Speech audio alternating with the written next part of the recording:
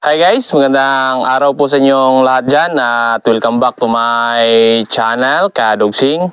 Ngayon guys, sa video na to ay pupunta po tayo kay na Sir Eric Manito or Pitugo Duck Farm located at Carcor, New Corella, Davao del Norte. So, meron siyang gagawing bagong kulungan ng itik at titingnan natin yung design ng kanyang duck house. Pero bago yan guys, kung gusto yung mga ganitong video, please like, share, at subscribe to my channel at pakihit na rin yung notification bell sa gilid para lagi kang updated sa mga bagong uploads natin. So, dahil Bisaya yung lingwahe natin dito, ay subukan nating i-edit at para maintindihan ng mga hindi makaintindi ng Bisaya, yung mga Tagalog, maintindihan nila. So, ang purpose lang naman ng video na to ay makapagbigay tayo ng idea sa kulungan ng itik. Kung ano yung mga magandang design na kulungan ng itik na hindi aksaya sa Rizal at yung komportable yung mga itik natin para mas mataas yung production. Magmomotor lang tayo patungo doon. Mga 10 or 15 minutes bago tayo makarating doon. So, yun nga.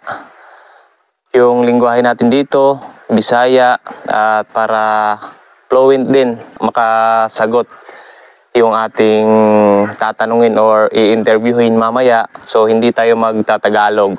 So, Bisaya lang yung lingwahe natin at subukan lang nating i-edit mamaya kapag makakuha tayo ng video at para ma-highlight yung purpose natin na makapagbigay ng low cost pero durable na kulungan ng itik. So, yan po yung purpose sa video na to.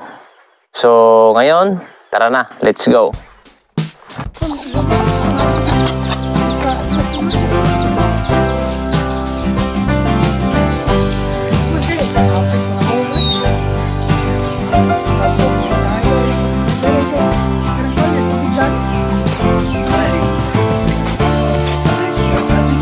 Nanay Patwe.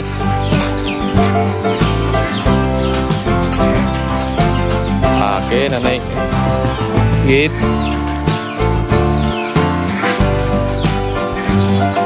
Oh, dali-dali.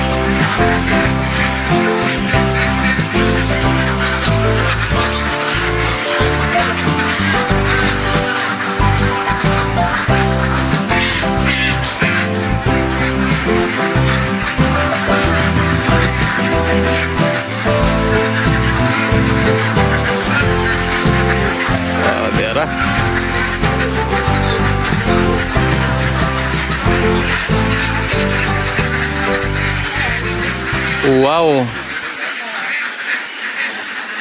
ganda. Ayan guys.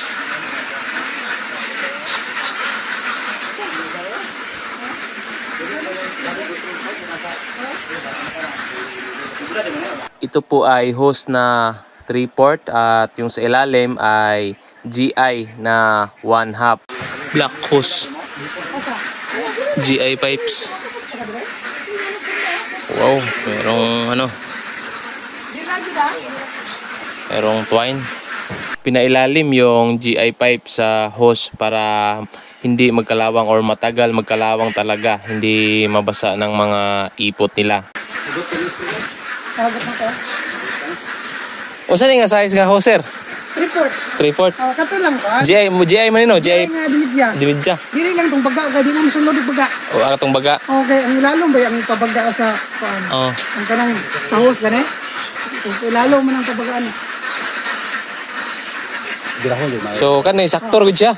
Kaya sakto ra yun. Munduta ni. Ang dili mo kuan. O gini, di gini mo. Guys.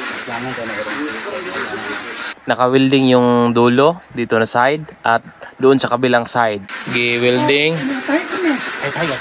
Yan. Ito ay tinalian na lang ng twine para hindi gumalaw. Sus, kanindot. At merong naka-horizontal na twine para hindi mag-wave talaga yung flooring na screen. Ang sukat nito sa hanger portion ay 16 feet by 58 feet. Bawat poste ay 12 feet. Then yung 16 feet yung lapad ng hanger portion. Dosi na ni kastaser o kuan, this size? This size ni? Pagkalatag.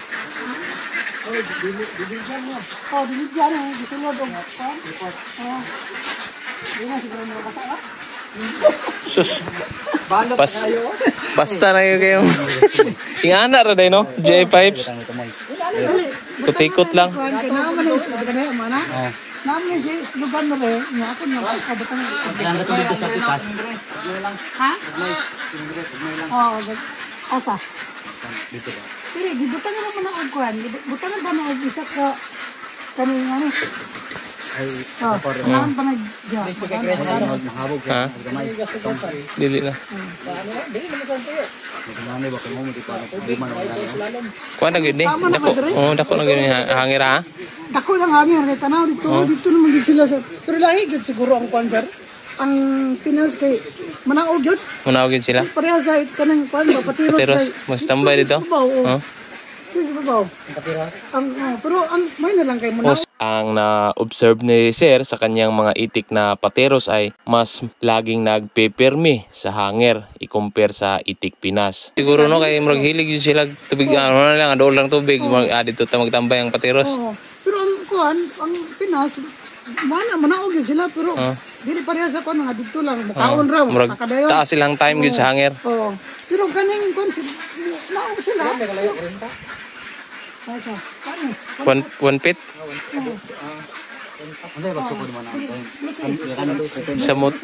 Samot nag-i-steel matting ni Siro? Oo. Try po ko na sunod ko. Gani no? Try po ko. Naiuno na. Oh, steel matting. Naiuno na. Dili gani katong screen gani nga stainless. Stainless oh, kato. 15,000 lang yun. Ang isa karolyo? Good sa kayo eh. 15,000, mahugrag kuan. 30 man nakasagaran ka ni. So matulo-tulo ka kuan ani. Tulo ka rolyo ani. Still ang butang. Taon na niyo. Oo, wa naman eh. Di naman eh. Pero ang problema lang ba ang pagsabot mo? Sa steel? Oo, kakatong kuan. Itanday ra gud ni. Itanday di man mulundo. Oo, di man mulundo. Pwede ra to naan din. Oo. Bisig itanday ni mo mga kuan lang. Tas-tas lang mo itanday. Puno po niya butangan dito clip. Oo. Puno pa ino. Ha? Pila man 50 ni ka taas dito? 48. 48. 12 man ikaw na. 16 by 48. 16 by 48. Sudlan mo na 500. 500 ako isulod. Sulayan ako. Ang sukat naman sa lapag portion guys ay 14 feet by 48 feet. Patiros ang god? Oo, patiros. Ang kaning portion diri nga lapag, pila na mga size gyapon ni? Pila? 12 feet? 12 feet ni? Tana? Sobra ni. Pero kay 30 na. Sobra? 14. 14? 16 14, so 30. Para murag diri ara gyud ilang kananan. Siguro sa mukhaon. Oh, nay mga tagak. So mas prepare juga sa subular sir kaysa sa atong lingin. Mas mahal ang lingin, mas barato na. Kani man gud 2.0 ka, kung sa lingin mas paano man siya mas baga. Mas baga. Mas likon siya kumpara sa kato. Lingin man gud kay mahal gid siya. Diferensya sa mga 300 to 400. 400. Mahal ito bulan. Naman 2.0 ano, pero 2.0 mo ibaga. O, kana. Kani. Katong isa. Kani. Kana. 2.0. Kaning uban mga 1.2 na. 1.2 ra. So baga gid siya. 2.5 baga kayo. 2.0 lang ang bago. Pinakabaga. 1.5. Ha? 1.5 ni. Kani gamit ako. Kaya oy. 1.5 rin. Kung di 1.5 rin eh. Ang gamit. Ang 2.0. kani sa ibabaw. Kani ko rin. Kani 1.5 rin. 1.5 rin. Ang ako naman gud sir, kay dili naman gud mabasa kay dito sir kay ano. Dili naman gud siya fan, dili naman gud siya centralized fan, centralized gud. Individual naman siya. Individual lang lagi oh. Gikan sa kwan. Sa haligi. Mao naman ang style ako ron. Di na nako pakuanan ng haligi. Dili na mabasa. Ang porsyon. Murag protektahan yun ako ba? Dri ara ana ra ang tubigan ron. Dili na mabasa. Kawayan lang gayto ko pero wa gyud ako iguan. Ana lang ba? Ang kawayan mo ang tubig. Kay katong diha atong kawayan katong dire. Palapos man to kung tubigan. Duha ra no. Ang kawayan pero ano? Dito ba kayo? Katong tulo. Tulo dai. Good yung kabayan no. Palayaon lang gid mo sa nimo pagdapat. Ang ako sir dili palayaon. Imo ha? Kay mo buwak man. Og palayaon? Oh. Mas maayo tong mas maayo tong buhi. Mas maayo pang buhi sir kay pag-abot nimo. Ang katong mga buwak wis na to. Murag lang Pero gilansang? di ko maglansang. Kanya ko stick screw na kung stick screw. Fine. Fine. Katong ako dia gikan pagputol diretso dayon. Apo kayo, wa ni buwak. Pero katong akong kani kani. Kana nga buwak ana. Lahi jud siya compare sa katong dito. Sa adri lang sa ibabaw. Sa ibabaw. Pero sa ubos, okay ang murag dapat dito sa ibabaw no. sa ibabaw. Kay dito raw siya napatay ba? Pero mo pa nang buwak lagi. Kayo sa murag diri sa ilalo murag Ako kusulay dia. Dia sa ibabaw ra.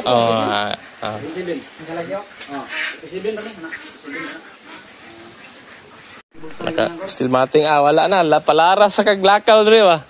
Lagi. Katong kang kuan ba? Katong kang yani mo yapon. Kanto ya ana BBC. BBC. Kuan mo to ya diri. Kuan lang to ya. Rikas. Kada di man gid saya mo pagayang ko. Ako na lang ibutang daw. Oy, haligi ay sir, mo kaligi na. Sa galigid ito, ibutangan lang daw ko. Ako lang men diskartion kay ko. Haligyang. Di lang mabasa. Kani di sa tuwan mo kani mo. Masaka man ni. Abot man ni. Kanan asus. Na mo gina. Ano lang ni diha. Kabit na lang kay. Kabit na lang. Welding rawan. Di na mabasa kay sinuring atop. Ya pang primeran yun yung nangyayari wala na. Primeran mo siya. Wala din na usban o primer no? Ang wala na usban no? nausab gyud nimo tanan ni sir pati ni diri atop. Kani pang balik lang nimo ning mga kuan. Tama naman ito. Portion. Tama naman dire kay kuan naman Tulong Status na ana. So kuan gyud tanan. Bag-o gyud tanan ni diri. Kani bag-o nang tanan. Kanya na man ni open man ni ba ngani. Open daw na. Ako gi iditso na lang. Nya na estimate na nimo sir ang gasto.